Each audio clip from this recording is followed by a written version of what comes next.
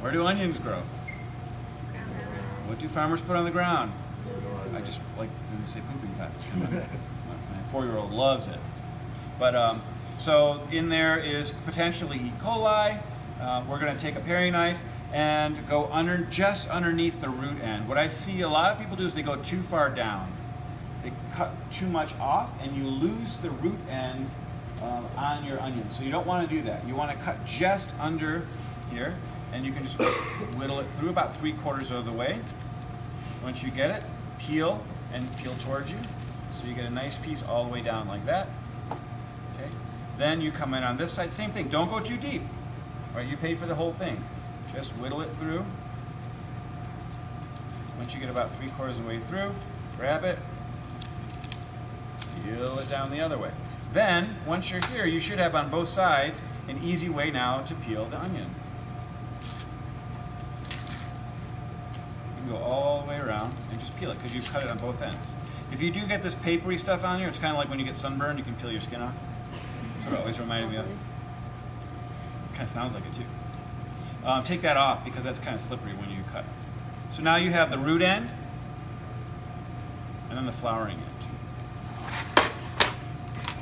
Now you're peeled, you're going to have root end up, and you're going to cut vertically, or I think your generation might call it hot dog style. That's how they actually got it, like, oh, hamburger style, hot dog style. Right. Okay, so we're going to cut down through the root, split it in half. Again, going down and forward. Then you can see the root end right here.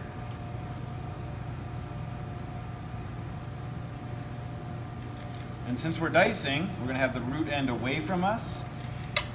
And the way you kind of separate the parallel pieces is by starting about halfway your blade, and you're just going to draw the blade back, but keeping this back end intact. So I'm going to draw it back, and I'm cutting down towards the center. Okay? And I'll go up another 1/4 inch. So I'm keeping this back end intact. As I'm getting higher, my angle is always, my blade is always pointing towards the center. So now I'm up, straight up and down. And then I'm going to start moving over this way.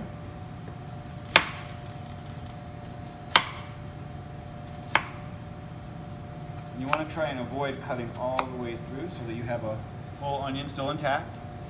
Right? And then you turn it 90 degrees. And now you find the perpendicular to your cuts, and then you cut forward, going a 1/4 inch back each time.